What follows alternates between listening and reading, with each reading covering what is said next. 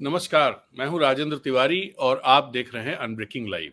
हम बात करेंगे खूंटी लोकसभा क्षेत्र की, जहां से केंद्रीय मंत्री और भाजपा के कद्दावर नेता अर्जुन मुंडा चुनाव लड़ रहे हैं। आज उन्होंने अपना नामांकन पत्र दाखिल किया और उनके सामने है कांग्रेस के कालीचरण मुंडा।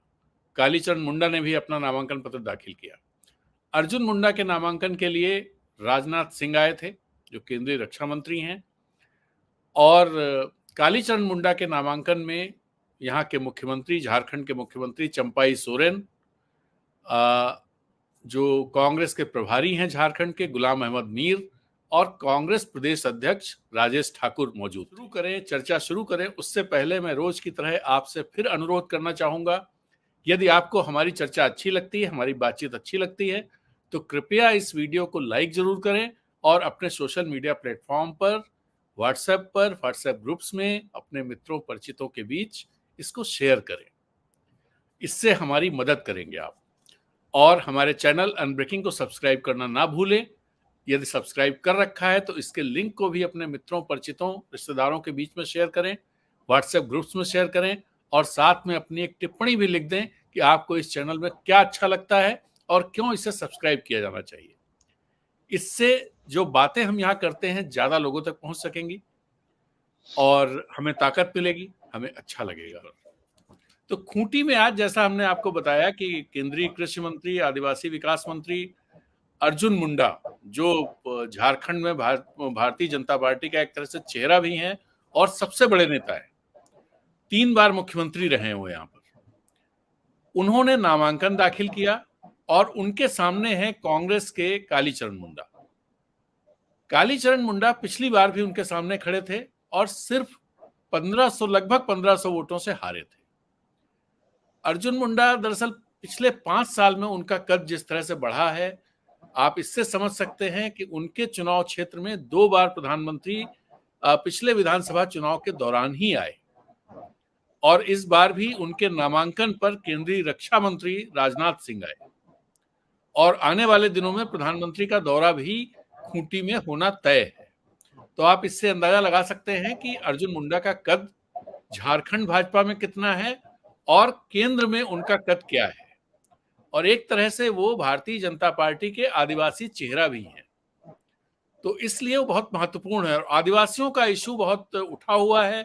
पिछले दिनों इंडिया गठबंधन की महारैली हुई, जिसमें खासी भीड़ थी और दूर दूर से लोग आए थे, और सभी पार्टियों के नेता उसमें थे जो इंडिया गठबंधन के लोग हैं। तो ऐसे में अब अर्जुन मुंडा और कालीचरण मुंडा के बीच की लड़ाई को कैसे देखते हैं, इस पर हम समझेंगे ज्योत्सना जी से। ज्योत्सना जी खूंटी की सीनियर जर्नलिस्ट हैं और बहुत बारीकी से चीजों पर नजर रखती हैं। जी ज्योत्सना जी। मैं एक चीज पे कहूंगा, जो आज के पूरे दिन का घटनाक्रम पहले हम लोग ज्योत्सना जी से जान लेते हैं। तो आज पूरे दिन का घटनाक्रम क्या रहा था, क्योंकि आज काफी दोनों महत्वपूर्ण नेता, जो कांग्रेस के कालीचरण मुंडा है और बीजेपी के अर्जुन मुंडा, दोनों ने अपना नामांकन दाखिल किया। आज पूरे दिन की घटनाक्रम की बात करें तो 11 बजे से नामांकन होना था, और उसके पूर्व भाजपा और एनडीए प्रत्याशी अर्जुन मुंडा अपने पूरे दल बल के साथ जिला निर्वाचन विभाग पहुंचे, और उसके बाद वो अपने सहयोगियों के साथ नामांकन के लिए अंदर गए, और उसके बाद वहां से निकले। और जैसे ही निकले उसके बाद फिर कार्यकर्ताओं के साथ वो रोड शो की, और रोड शो करते हुए पूर्व निर्धारित जो जगह थी खूंटी में, पतरा मैदान, वहां पे बड़ी सभा की गई। और उस सभा में जितने भी खूंटी लोकसभा क्षेत्र के अलग अलग इलाकों के जो कार्यकर्ता हैं, चाहे वो तमाड़ के हों, खूंटी के हों, तोरपा विधानसभा, खरसावां विधानसभा, कुलेबीरा, सिमडेगा, इन सभी क्षेत्रों से कार्यकर्ता पहुंचे हुए थे। और उसमें मुख्य अतिथि के रूप में रक्षा मंत्री राजनाथ सिंह थे, और उन्होंने लंबे चौड़े भाषण दिए, और भाषण में उन्होंने कहा कि पिछली बार जितने मतों से, जितने कम अंतरों से अर्जुन मुंडा ने जीत दर्ज की थी, वो इस बार नहीं होना चाहिए, और इस बार लाखों की संख्या में, मतलब 2-3 लाख का अंतर वो होना चाहिए। इस तरीके से वो तैयारी में जुटे हैं। वहीं दूसरी तरफ अगर आप देखें तो कालीचरण मुंडा, जो महागठबंधन के प्रत्याशी कुछ कनेक्शन की प्रॉब्लम है शैलेंद्र जी। खूंटी एक ऐसा इलाका है ना जहाँ पे हाँ, लगातार मैं नेटवर्क की हम अपने समस्या दर्शकों बनी को रहती बता दें कि ठेठ आदिवासी इलाका है और वहां पर इंफ्रास्ट्रक्चर के मामले में उतना समृद्ध नहीं है जैसा बाकी जगहों पर होता है, तो इस वजह से ये दिक्कत आ रही है। जब ज्योत्सना जी जुड़ेंगी तो हम फिर कोशिश करेंगे कि उनके वो जुड़ गई हैं, एक बार देखते हैं। हाँ, उसके बाद फिर ऐसा लग रहा था कि दोनों ही महागठबंधन और एनडीए प्रत्याशी दोनों ने ही अपने अपने तरीके से शक्ति प्रदर्शन करने की किया भी। और देखा गया कि बड़ी संख्या में यहाँ भी कार्यकर्ता आए हुए थे कांग्रेस के कालीचरण मुंडा जी के रोड शो में, और उन्होंने भी सभा की, और उसमें राज्य के सीएम भी पहुंचे थे और उन्होंने भी अपने तरीके से जो मतदान के लिए जो रणनीति बनाई जाती है वो तो पहले से ही तय है, लेकिन उन्होंने भी उसमें सहयोग करने की, पूर्ण सहयोग करने की अपील, अपना भरोसा दिलाया है। और एक तरह से कह सकते हैं कि जो भाजपा के जो प्रत्याशी हैं वो भी पूरा दमखम दिखाने में पूरी तरह से जुटे हुए हैं, और कांग्रेस के भी। तो कहा जा सकता है कि खूंटी में ये पूरी तरह से सीधी लड़ाई है कांग्रेस और भाजपा के बीच में। और जितने भी अन्य प्रत्याशी जो हैं वो कुछ कल नामांकन करेंगे, कुछ एक दिन पहले भी कर चुके हैं। ज्योत्सना जी, तो वो एक एक छोटे छोटे सवाल और जो मेरे क्षेत्रीय दिमाग दल में है, हैं उन एक सवाल मैं आपसे पूछना चाहता हूं, क्या कांग्रेस के जो जी कालीचरण मुंडा के समर्थन में जो लोग आए थे उसमें क्या झारखंड मुक्ति मोर्चा के कार्यकर्ता लोग भी थे? जी, उसमें झारखंड मुक्ति मोर्चा के कार्यकर्ता भी थे। जो आपको नजदीक के जो इलाके हैं उनके जी। कार्यकर्ता दिख रहे थे, खासकर तोरपा विधानसभा क्षेत्र और कोलेबिरा और सिमडेगा के भी कुछ थे, लेकिन बड़ी संख्या में खरसावां तोरपा से के लोग ज्यादा थे। खूंटी के कम थे, लेकिन तोरपा खरसावां के से लोग थे कि नहीं थे? खरसावां से, चूंकि चंपाई सोरेन वहां आए थे। और खरसावां खरसावां से खरसावां से उतने ज्यादा लोग दिखाई नहीं पड़े। हो सकता है पहुंचे भी होंगे, लेकिन चूंकि उनसे मेरी उतनी बातचीत नहीं है और पहचान भी नहीं है उस तरीके से, तो वो बहुत ज्यादा वो मैं जी, नहीं देख पाई। एक एक सवाल सवाल और मैं जानना चाहता हूं शैलन जी, एक सवाल बस मेरा है कि दोनों जो शक्ति प्रदर्शन आप जिसे कह रही हैं, शक्ति प्रदर्शन में भारी कौन पड़ा? अर्जुन मुंडा भारी थे या कालीचरण मुंडा भारी लग रहे थे? कालीचरण मुंडा जी के यहाँ जितने भी लोग आए थे वो बिल्कुल ग्रामीण इलाके के, जो सुदूरवर्ती इलाके के लोग हैं वैसे लोग थे, और इसमें कार्यकर्ताओं की संख्या कम थी। एक होता है कि जिस तरीके से कालीचरण मुंडा ने मतलब नामांकन के पहले गांव-गांव, पंचायत-पंचायत घूमकर जो अप्रोच किया, तो वो एक भीड़ उठकर आई, ऐसा मतलब मुझे लगा देखने से कि एक तरह से पूरी भीड़ उठ के आ गई, और भीड़ तो बहुत थी। और वहीं अगर आप भाजपा की बात करें तो वहां भीड़ थोड़ी कम थी, अगर ये 20 थे तो वो 19 थे, लेकिन वहां जो कार्यकर्ता थे वो उनके अपने जो मतलब पहले से जो कार्यकर्ता तय है, उनके अपने वही कार्यकर्ता थे, उसमें कोई भीड़ जैसी बात नहीं थी। क्या दूसरे जिलों से भी लोग उसमें थे, भारतीय जी जनता पार्टी के इसमें रोड शो में? जी जी, बिल्कुल दूसरे जिलों से भी लोग थे, सिमडेगा से भी आए हुए थे और नहीं, मतलब खरसावां लोकसभा इलाके से क्षेत्र, भी। मैं जो जानना चाह रहा हूँ, खूंटी लोकसभा क्षेत्र से बाहर से भी लोग थे? उसमें सिर्फ रांची के लोग थे और बाकी तो दूसरे जिले से जी, नहीं मुझे वैसा कोई नजर आया। यही जानना चाह रहा था मैं। शैलन जी, आप कुछ पूछ रहे थे? जी जी मैं बस एक बहुत संक्षेप में मैं जानना चाह रहा था जो कार्यकर्ताओं का उत्साह, हालांकि इन्होंने अपने आंसर को कह दिया, यदि समझने वाला समझना चाहे तो वो समझ सकते हैं। जो कार्यकर्ताओं का उत्साह किस में ज्यादा था, एक जो महत्वपूर्ण तथ्य मैं जिसपे आप दोनों का ध्यान आकृष्ट कराना चाहता हूँ, जो कई लोकसभा क्षेत्र ऐसे हैं जहां पर बीजेपी उम्मीदवारों को खदेड़ा गया। खदेड़ा वर्ड इसलिए कह रहे हैं क्योंकि वाकई उनका विरोध हुआ और जमकर विरोध हुआ। इस विरोध में बहुत बड़े बड़े नेता, यहाँ तक कि लोकसभा अध्यक्ष ओम बिरला भी मतलब कि उसका सामना कर चुके हैं, जो उनको विरोध का, कार्यकर्ताओं के विरोध का, चाहे स्थानीय लोगों के विरोध का, अपने क्षेत्र के लोगों का विरोध करना पड़ा था। तो वैसी क्या पृष्ठभूमि अभी तक कहीं खूंटी लोकसभा में या खूंटी में आपको देखने को मिला है क्या, जो कार्यकर्ताओं के मनोबल पे कितना असर है। जैसा अभी आप कह रही थी, जो उसमें कार्यकर्ताओं में ज्यादातर लोग वैसे थे जो कट्टर कार्यकर्ता, जिसको आप कह सकते हैं, जो बुनियादी तौर पर वो कार्यकर्ता, पार्टी के कार्यकर्ता थे, वो लोग थे। तो वास्तव में क्या ऐसा लग रहा है जो कार्यकर्ताओं का उत्साह उतना ही है जितना 2019 के चुनाव में था? जी नहीं, उत्साह में अंतर तो है ही, चूंकि 2019 में बिल्कुल नए थे और उससे पहले तो लगातार पूर्व सांसद कड़िया मुंडा जी रहे हैं।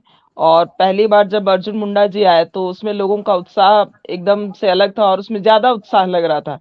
लेकिन इस बार के चुनाव में उत्साह बहुत ज्यादा नहीं लग रहा था, लेकिन था कि एक वो था कि नहीं, हमें किसी भी कीमत पे जीतना है, येन केन प्रकारेण हमको हर हाल में ये सीट तो निकालनी होगी। ये उनकी एक कह सकते हैं कि जिद जैसी मानसिकता वो झलक रही थी कि हर हाल में हमको मतलब ये सीट निकालनी है। और इस बार चूंकि पिछली बार 1445 मतों का ही सिर्फ अंतर था, तो इस बार वो लाखों के अंतर से जीतने के लिए मतलब वो लग रहा था उनके चेहरे से। जी जी, एक छोटा सा लास्ट में बहुत संक्षेप में उत्तर चाहेंगे। जो इस बार अर्जुन मुंडा वहां से चुनाव लड़ रहे हैं या एक केंद्रीय मंत्री का चुनाव हो रहा है? किसका चुनाव हो रहा है कि अगली यदि इस बार जीते तो फिर से केंद्रीय मंत्री वो बनेंगे, इस रूप में जनता उनको देख रही है, या फिर वो अपना सांसद चुनने के लिए इस बार वोट करने वाले? क्या होने वाला है? नहीं, इस बार लोग सांसद के रूप में केवल नहीं देख रहे हैं। लोगों को लग रहा है कि चूंकि ये केंद्रीय मंत्री हैं और नामांकन के दिन भी केंद्रीय मंत्री, रक्षा मंत्री यहाँ पहुंचे, तो लोगों को लग रहा है कि नहीं, इस बार अगर अर्जुन मुंडा जी जीतते हैं तो निश्चित ही दोबारा उन्हें कोई ना कोई अच्छी जगह मिलेगी, कोई मंत्री का पद मिलेगा। और ये लग रहा है कि उनके लिए खूंटी के विकास के लिए मतलब एक अच्छा साबित होगा और खूंटी शायद कुछ अलग दूरी और तय करे, ऐसा लोगों को लग रहा है। बहुत बहुत शुक्रिया आपका। हालांकि आप हमारे साथ बने रहिए, क्योंकि एक महत्वपूर्ण बात पे मैं और ध्यान आकृष्ट कराऊंगा। क्योंकि आज जब राजनाथ सिंह वहां पे आए थे तो उनकी ये दूसरी सभा थी जब वो लोगों को संबोधित कर रहे थे। खूंटी आने से पहले उन्होंने गौतम बुद्ध नगर में चुनाव प्रचार किया था, और लेकिन खूंटी में उन्होंने एक महत्वपूर्ण बातें कही थी। महत्वपूर्ण बात ये थी जो उन्होंने रूस यूक्रेन युद्ध का जिक्र किया आज। हालांकि इस खूंटी जैसे जगह से इसका कोई वास्ता नहीं था, लेकिन ये जरूर था जो जब रूस यूक्रेन का युद्ध 2022 में शुरू हुआ था तो उस समय झारखंड के भी कुछ बच्चे यूक्रेन में फंसे हुए थे, तो जिनको सुरक्षित लाया गया था। तो उस युद्ध को लेकर के आज राजनाथ सिंह ने अपने भाषण में ये चर्चा की, जो मोदी जी के कहने पर रूस और यूक्रेन जी, वो दोनों क्लिप देख देशों के लेते हैं, राष्ट्रपति, वो क्लिप दोनों देख देशों के लेते हैं पहले। राष्ट्रपति। नहीं, मैं पहले ये बता दूं, फिर उसके बाद हम लोग क्लिप दिखा जी, देंगे यदि आपके पास उपलब्ध हो तो। उसमें जी, उन्होंने ये दावा किया, जो रूस और यूक्रेन दोनों के राष्ट्रपतियों से मोदी जी ने बात की, क्योंकि लगभग 20 से 22 हजार बच्चे उस युद्ध में फंसे हुए थे, और लगभग 4.5 घंटे तक युद्ध रुका रहा। ये बातें या ये इस तरह की चीजें पहले भी उठाई गई थी, लेकिन उस समय भी विदेश मंत्रालय के अधिकारियों ने इसका खंडन किया था। जो ऐसी कोई चीजें नहीं हुई थी, कोई युद्ध रुकवाने वाली बात नहीं थी। यहाँ तक कि बीजेपी ने इसको एक अपने तरीके से प्रचार का भी एक माध्यम बनाया था, हालांकि बाद में उसको तुरंत अगले ही दिन वापस ले लिया गया था। खैर, आप लेकिन जो कह रहे हैं तो पहले हम लोग वो वीडियो देख लेते हैं, क्या हाँ, है वो वो। दोनों चीजें जो आप कह रहे हैं, राजनाथ सिंह ने क्या कहा और जो विदेश जी, मंत्रालय के प्रवक्ता ने उस पर क्या सफाई उस समय दी थी, तो दोनों चीजें हम लोग देख लेते हैं, उससे थोड़ा और चीजों को फिर इस समझने हम में आसानी रहेगी। हाँ, और फिर हम इनकी प्रतिक्रिया चाहेंगे, ज्योत्सना जी की जी, जी, प्रतिक्रिया चाहेंगे, जो क्या इसकी कोई चर्चा वहां के मीडिया में हुई या नहीं, या लोगों के बीच में हुई या नहीं हुई। जी, जब लड़ाई शुरू हुई थी उस समय हमारे भारत के हजारों बच्चे वहां पढ़ते थे, और उनके माता पिता जो भारत में रहते थे उनको यह चिंता हुई क्या होगा हमारे बच्चों का, कहीं रूस की तरफ से कोई मिसाइल आ गई, अब हमारे बच्चे जहां रहते हैं वहां गिर गई, तब तो हमारे बच्चे बचेंगे नहीं। तो भारत में जो उनके माता पिता रहते थे वो प्रधानमंत्री से मिले और प्रधानमंत्री से कहा, हे प्रधानमंत्री जी, चाहे जो कुछ भी हो जाए, चाहे जैसे भी, हम नहीं जानते कैसे होगा, लेकिन आप हमारे बच्चों को यूक्रेन से निकालकर बाहर ले आइए, भारत ले आइए। अब बहनों भाइयों, आप मान लो मिसाइल, बम, तोप, गोले बराबर दोनों देशों की तरफ से चल रहे हैं। कैसे काम करेगा कोई? लेकिन देखिए हमारे प्रधानमंत्री का 56 इंच का सीना, 56 इंच का सीना मेरे बहनों भाइयों। उन्होंने कहा चिंता मत करो, चिंता मत करो, और उन्होंने टेलीफोन उठाया, रूस के राष्ट्रपति मिस्टर पुतिन को मिलाया, उनसे बात की, यूक्रेन के राष्ट्रपति मिस्टर जेलेंस्की से बात की, और बहनों भाइयों 4.5 घंटे के लिए युद्ध रुक गया और 22,500 बच्चे हमारे भारत के वहां से अपने देश वापस आए। यह है हमारा भारत। तो ये थे राजनाथ सिंह। और राजनाथ सिंह जो कह रहे थे, ये क्यों कह रहे हैं, मैं राजनाथ सिंह के बारे में जरा मैं आपको बता दूं। मैं राजनाथ सिंह को जानता हूं, हमारे प्रदेश से ही आते हैं वो। आखिरी बार, हालांकि बहुत सालों से मैं उनसे नहीं मिला हूं, आखिरी बार मेरी मुलाकात 2007 में हुई थी, जब मैं इंदौर में हुआ करता था। और उससे पहले जम्मू कश्मीर में था, तो जम्मू कश्मीर में काफी मुलाकात होती रहती थी उनसे, क्योंकि वो आते थे वाजपेयी जी के समय, तो काफी आते थे और उनसे मुलाकात होती थी। जिन राजनाथ सिंह को मैं जानता हूं, वो राजनाथ सिंह इस तरह का सफेद झूठ बोलने वाले राजनाथ सिंह नहीं थे। वो बहुत अच्छे नेता के तौर पर मैं उनको जानता हूं, और बहुत इंटीग्रिटी वाले नेता के तौर पे जानता हूं। मैंने उनके वो दिन भी देखे हैं जब वो उत्तर प्रदेश में शिक्षा मंत्री हुआ करते थे 91-92 में, कल्याण सिंह की गवर्नमेंट में, और उन्होंने बड़े अच्छे काम किए थे। हालांकि वो चुनाव हार गए थे उन्हीं अच्छे कामों की वजह से, लेकिन उन्होंने बड़े अच्छे काम किए थे। उन्होंने नकल रोकने के लिए जितना अच्छा प्रयास राजनाथ सिंह ने किया था, उतना अच्छा प्रयास मुझे नहीं लगता किसी और शिक्षा मंत्री ने किसी राज्य में किया होगा। हालांकि वो चुनाव हार गए थे, वो अलग बात है। तो मैं जिन राजनाथ सिंह को जानता हूं, अब जिन राजनाथ सिंह को मैं सुनता हूं, उनमें जमीन आसमान का अंतर हो गया है। पता नहीं मोदी जी का प्रताप है या मौजूदा जो राजनीति भारतीय जनता पार्टी है उसका प्रताप है, जो भी है। खैर, अब हम आपको वो क्लिप दिखाते हैं जिसमें विदेश मंत्रालय ने कहा कि ऐसा कुछ भी नहीं हुआ था।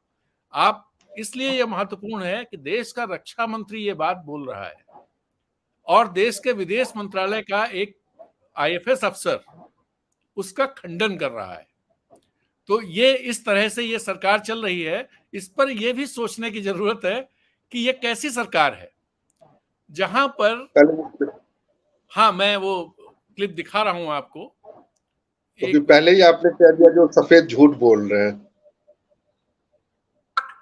Extrapolating that to say that somebody is holding a bombing or that this is somewhere we are coordinating that, I think is absolutely inaccurate. I don't think if I could be more facetious, then it will extrapolate itself. So we would then order a resumption of bombing. I think that's really getting a bit much ahead of ourselves. So that media story, it's a media story out of somewhere. It's got nothing to do with us actually. It's some cable which is sent, some cable which is taken back. I haven't seen that cable. I don't know what to comment on it. It's internal story, so I don't like to say anything on that. तो ये थे देश के विदेश मंत्रालय के प्रवक्ता, जो भी ये मिस्टर ऑफिसर थे। ये कह रहे हैं कि ये मीडिया स्टोरी है, लेकिन हमने आपको दिखाया कि ये रक्षा मंत्री के मुंह से निकली हुई स्टोरी है। ये देश के और ढेर सारे मंत्रियों के मुंह से निकली हुई स्टोरी है। ये निर्मला सीतारमण के मुंह से निकली हुई स्टोरी है, जो देश की फाइनेंस मिनिस्टर है। और भी कई मंत्रियों के मुंह से निकली हुई स्टोरी है। तो ऐसी सरकार जहां पर प्रवक्ता कह रहा हो कि ये फिक्सेस है सारा मामला, और रक्षा मंत्री कह रहा हो कि 56 इंच का सीना, उन्होंने फोन उठाया और मिला दिया और कहा मिस्टर जो भी मतलब मिस्टर प्रेसिडेंट, रोक देना है आपको, हमारे बच्चे फंसे, और 4.5 घंटे सब बॉम्बिंग रुक गई। इनका कहना है कि नहीं नहीं ऐसा नहीं हो सकता है। तो इस पर क्या कहेंगे? ऐसी बातें क्यों करते हैं इतने जिम्मेदार लोग? शैलेन जी। नहीं, एक मैं बस बहुत छोटे मैं इस पे कहूंगा, जो देखिए इसका मकसद सिर्फ मुझे ये प्रसंग को आज बताने का, हालांकि इसका चुनाव से कोई वास्ता नहीं है, लेकिन जो जिस चीज की चर्चा हम लोग कुछ देर पहले से कर रहे हैं या आज हम लोग कर रहे हैं, जो झूठ किस तरह से परोसा जा रहा है लोगों के बीच में, चाहे वो जातिगत जनगणना को कांग्रेस के न्याय पत्र के नजरिए से देखा जाए, या फिर उसको मुस्लिम लीग का घोषणा पत्र, कल वो असम के चीफ मिनिस्टर हेमंत बिस्वा शर्मा कह रहे थे ये तो पाकिस्तान के लिए बनाया गया है, या आज योगी जी कह रहे हैं जो सरिया कानून लागू हो जाएगा। ये सब जो झूठ है ना, वो झूठ जो परोसा जा रहा है ना लोगों के बीच में, मुझे इसको लेकर के आपत्ति है। आखिर ये झूठ क्यों बोला जा रहा है? इसी आप के ज्योत्सना झूठ जी की से कोई कमेंट कड़ी ना थी। हाँ, इसी एक झूठ की कड़ी थी जो रक्षा मंत्री आज ये बयान दे रहे थे। तो ये एक काफी, हालांकि इस चीजों से अब जनता बखूबी इसको जानने और समझने लगी है, लेकिन जिसका खामियाजा भी पार्टी को भुगतना पड़ा, लेकिन बावजूद इसके मुझे आश्चर्य हो रहा है जो नेता इस तरह से झूठ कैसे बोल रहा है। हाँ ज्योत्सना जी, आप यदि हमारी आवाज सुन रहे हो तो हम ये जानना चाहेंगे जो क्या इसको लेकर के वहां स्थानीय मीडिया में या स्थानीय नेताओं में या स्थानीय लोगों में कोई चर्चा हुई क्या आज इस पे, ताकि उसके बाद हम लोग फिर खूंटी की राजनीति भी बहुत संक्षेप में चर्चा करेंगे।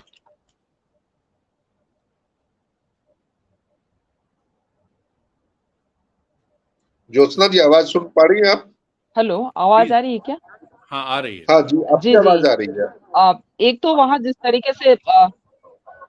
तरीके से रक्षा मंत्री राजनाथ सिंह ने रूस और यूक्रेन युद्ध की चर्चा की, तो चूंकि वो जो पूरी सभा थी उसमें भाजपा के ही कार्यकर्ता थे, भाजपा के ही पदाधिकारी थे, भाजपा के ही सारे लोग थे, तो वो तो सिर्फ उन्हीं तक आज पहुंची। और चूंकि लोग आज बहुत ज्यादा टीवी और इनसे नहीं जुड़े, कल संभवतः हो सकती है कि अखबारों में ये सारी चीजें आ जाएं, तो उसके बाद जो कांग्रेस को लोग हैं या महागठबंधन या जो आम जनता है वो इन मुद्दों पर खुलकर चर्चा करें। लेकिन आज बहुत ज्यादा इस पे कोई चर्चा देखने सुनने को नहीं मिली, क्योंकि दोनों ही लोग अलग अलग तरीके से व्यस्त थे। इतना ज्यादा व्यस्त था कि वो दूसरे क्या बोल रहे हैं, कि उन्होंने क्या कहा, इसकी अभी तक वो लोग कोई जानकारी नहीं लिए हैं।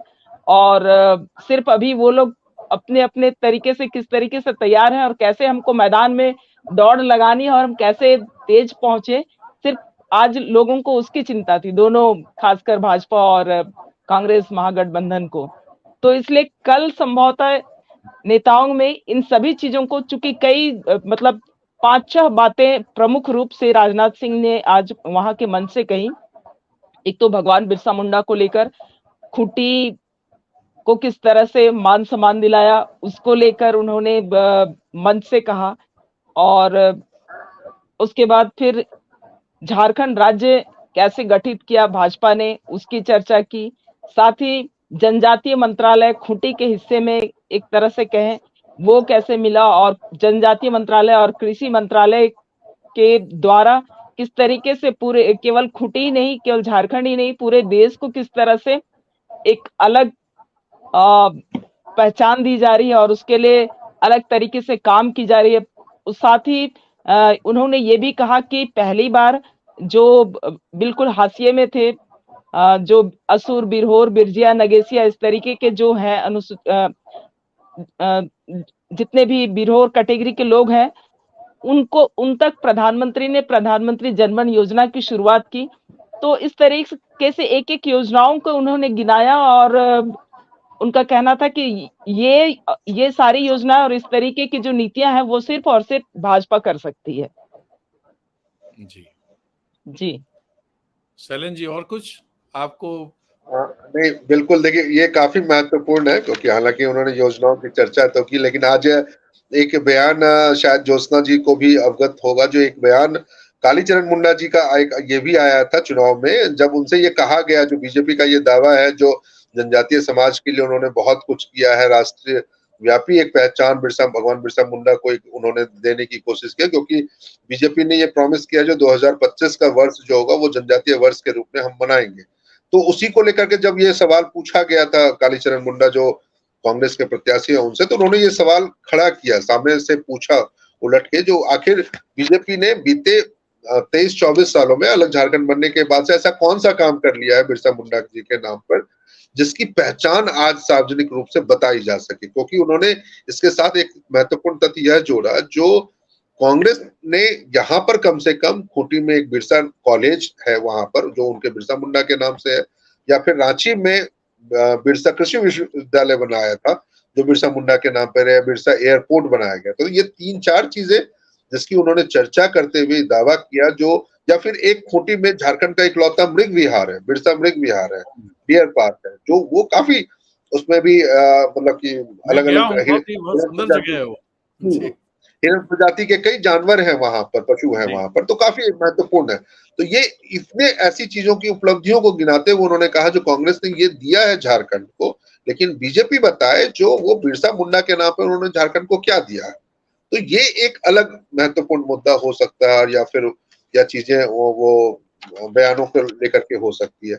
लेकिन एक जो महत्वपूर्ण जानकारी है ज्योत्सना जी, जो हम अपने दर्शकों के साथ भी साझा करना चाहेंगे, तो क्या वास्तव में ये लोकसभा चुनाव जो है वो उतने ही फेयर मंच पे हो रहा है जितना देश के दूसरे हिस्सों में हो रहा है, या यहाँ पे भी लग रहा है जो हाँ कहीं उठापटक है, प्रशासन का पक्ष हो, चाहे वो स्थानीय प्रशासन हो, चाहे फिर एक जो बड़ा वर्ग है जिसको आप अभी थोड़ी देर पहले कह भी रही थी, जो इस बार हम चुनेंगे तो वो केंद्रीय मंत्री के रूप में उनका चुनाव हो रहा है, तो वो क्या प्रभावित आपको लग रहा है जो हाँ कांग्रेस को नकारते हुए, या फिर उनके जो है मतलब एक जिसको हम लोग कह रहे थे जो सेम लेवल पिच या फिर प्लेइंग ग्राउंड नहीं मिलना, उनको आप महसूस करते हैं जो लेवल प्लेइंग फील्ड वो नहीं मिल रहा है क्या? हाँ, एक तरह से कहा जा सकता है, चूंकि लोगों में ये बना हुआ है, उनकी मानसिकता ये बनी है कि अगर महागठबंधन के कालीचरण जी जीतते हैं तो यहाँ के लिए कुछ मिलने वाला नहीं है, और अगर भाजपा के अर्जुन मुंडा जी जीतते हैं तो फिर कुछ ना कुछ मंत्रालय, अच्छा मंत्रालय वो मिलेगा, ऐसा मतलब एक तरह से बन गया है लोगों का। और वो भी अब इसी तरीके से लोगों को मतदान के लिए अपनी ओर आकर्षित करने में भी जुटे हैं। उनका एक एक कार्यकर्ता या एक एक पदाधिकारी वो यही लोगों तक पहुंचा रहा है, क्या काम किया क्या नहीं किया उस पे बहुत ज्यादा वो बहस नहीं करना चाह रहे हैं। सिर्फ और सिर्फ केंद्रीय मंत्री का पद मिलेगा और इससे खूंटी का कल्याण होगा, खूंटी लोकसभा का कल्याण होगा, झारखंड का कल्याण होगा और साथ ही देश का कल्याण होगा। ये यही मैसेज ज्यादा देना चाह रहे हैं जी। इस मैसेज को क्या लोग बाई कर रहे हैं? जो ग्रामीण इलाके के लोग हैं, जो सुदूरवर्ती इलाके के लोग हैं, उन्हें कौन मंत्री बना और मंत्री बनने के बाद गांव को क्या मिला नहीं मिला, वो चीजों को नजदीक से देख रहे हैं और कई लोग समझ भी रहे हैं। तो कई लोगों को ये लग रहा है कि मंत्री बनेंगे तो गांव के लिए क्या ज्यादा कुछ नहीं होने वाला है, वो ऊपर ऊपर के लोगों को ही उसका बेनिफिट मिलेगा, गांव के लोग तो कल जैसे थे आज भी वैसे ही हैं। इस तरीके का मतलब जो ग्रामीण एकदम सुदूरवर्ती इलाके के लोग हैं वो हैं, और जो केवल कुछ कुछ छिटपुट जो छोटे छोटे शहरी इलाके कह सकते हैं, जैसे खुट्टी हो गया, सिमडेगा का कुछ इलाका, तोरपा का कुछ इलाका, जो टाउन वाला इलाका है, वहां के लोगों को लगता है कि हाँ इसका फायदा हमें मिलेगा, अगर मंत्री बने, केंद्रीय मंत्री बने तो उसका फायदा मिलेगा। लेकिन गांव के लोग उससे बहुत ज्यादा ये नहीं है, उनको लगता है कि किसका चुनाव हो रहा है, ये सांसद का चुनाव हो रहा है, विधायक का चुनाव हो रहा है, ये भी बहुत ज्यादा फर्क उनको नहीं समझ में आता है। क्योंकि कल ही मैं एक दो गांव विजिट की थी, जो तोरपा का इलाका है, तोरपा के सुदूरवर्ती जो इलाके हैं, उन इलाकों में उनको नहीं पता कि हमको सांसद बनाना है, विधायक बनाना है, वो सीधे तौर पे कह रहे नहीं हमको प्रधानमंत्री चुनना है, सिर्फ और सिर्फ प्रधानमंत्री चुनना है, तो उसके लिए हमको वोट करना है। और चूंकि ये तो एक लोकतंत्र का त्योहार है, तो इसलिए हमको वोट देने तो जाना है, चाहे जिसे भी चुने। अभी कौन प्रत्याशी है नहीं है वो उनको नहीं पता। हाँ, लेकिन एक दो गांव के लोगों ने बोला कि जो क्षेत्रीय पार्टी है छोटे छोटे, उनको हम नहीं देंगे, अगर हमको देना है तो कांग्रेस को देंगे या भाजपा को देंगे, ये दो ही प्रत्याशी को देंगे। अभी उनको ये भी नहीं पता कि प्रत्याशी कौन है। कल जब अखबारों में आएगी, मीडिया में खबरें चलेंगी, तो शायद उन्हें वो क्लियर होगा, और जब कार्यकर्ता घर घर पहुंचेंगे, गांव गांव पंचायत में पहुंचेंगे, तो सारी चीजें उनके लिए क्लियर होंगी जी। शैलेंद्र जी, बहुत टाइम हो गया है। एक तो बस ज्योत्सना जी का बहुत बहुत धन्यवाद, बिल्कुल ग्राउंड से जानकारी दी जी। बस एक सवाल सर लास्ट में, क्योंकि हालांकि हम लोग फिर कभी जरूर इनसे बात करेंगे खूंटी को लेकर के, मैं बस सिर्फ इतना जानना चाह रहा हूँ कि उन्होंने सर ग्रामीण इलाकों की चर्चा की, तो बस बहुत संक्षेप में ज्योत्सना जी यदि आप अपना कैमरा ठीक कर सके तो ज्यादा थोड़ा आपका चेहरा साफ दिख जाएगा। हमारे एक दर्शक का भी है, इस पर भी जरा आप जवाब दीजिएगा, स्क्रीन पर दिखाई दे रहा होगा। नहीं सर, आप बोल सके तो बेहतर होगा यदि उन सवालों को। की गिरफ्तारी का क्या प्रभाव पड़ेगा, हेमंत सोरेन की गिरफ्तारी? बेहतर है, ये तो ज्योत्सना जी बताएंगे। और एक सवाल इसी में साथ में हम जो जोड़ते हैं, जो जिस तरह से क्या मोदी का चुनाव प्रचार हो रहा है डिजिटल मीडिया पे, सोशल मीडिया पे, क्या उससे ग्रामीण मतदाता अवेयर हो रहे हैं या नहीं हो रहे हैं? जिस तरीके से डिजिटल प्रचार प्रसार हो रहा है उससे ग्रामीण इलाके के लोग तो अवेयर हो ही रहे हैं। साथ ही जो लगातार चीजें जब भी लोग यूट्यूब खोलते हैं या न्यूज किसी भी चैनल का खोलते तो बीच बीच में विज्ञापन आता रहता है, तो लोग उस तरीके की चीजों को अब समझने लगे हैं। लेकिन कई सोशल मीडिया कई यूट्यूब ऐसे भी हैं जो वहां के स्थानीय भाषा नागपुरी, सादरी और यहाँ तक कि मुंडारी में भी अब कई सोशल मीडिया के थ्रू लोग चीजों को समझ रहे हैं और राजनीतिक हालात की भी चर्चा लोग अपने तरीके से करने लगे हैं। तो ये सारी चीजें पहुंच रही हैं। लेकिन दूसरा सवाल ये भी है कि अब गांव के लोग ये भी सवाल कर रहे हैं कि क्या भाजपा अब पार्टी छोड़कर सिर्फ और सिर्फ एक ही व्यक्ति पर अपना चुनाव केंद्रित करना चाहती है? सिर्फ मोदी की गारंटी ही है कि सिर्फ उसे ही हम चुने, या फिर पूरा भाजपा पूरे देश में जो पार्टी है, पॉलिटिकल पार्टी, उस पे करे? तो अब लोग चीजों को समझने लगे हैं कि ये जो इस बार की जो लड़ाई है 2024 की, जो 24 की, ये व्यक्ति केंद्रित हो गई है और इसमें वो सामूहिकता और वो जो सामुदायिकता है वो नहीं नजर आ रही है। जबकि अगर आप खूंटी और जनजातीय इलाकों की बात करें तो वहां बहुत ज्यादा प्रमुखता व्यक्ति को नहीं दी जाती है। उसके लिए सामूहिकता, सामुदायिकता और उनके जो अपने कल्चर हैं, जो सांस्कृतिक पहचान है, वो उनके साथ एक साथ जुड़ी होती है। इसलिए कोई एक व्यक्ति किसी गांव को अगर कुछ कहने के लिए या मतदान करने के लिए करेगा तो वो नहीं करेंगे। जब तक पूरा गांव नहीं बैठेगा, पूरे गांव के लोग कन्विंस नहीं होंगे, तब तक वो मतदान करने वाले नहीं हैं। जी। हेमंत सोरेन की गिरफ्तारी का क्या असर पड़ेगा?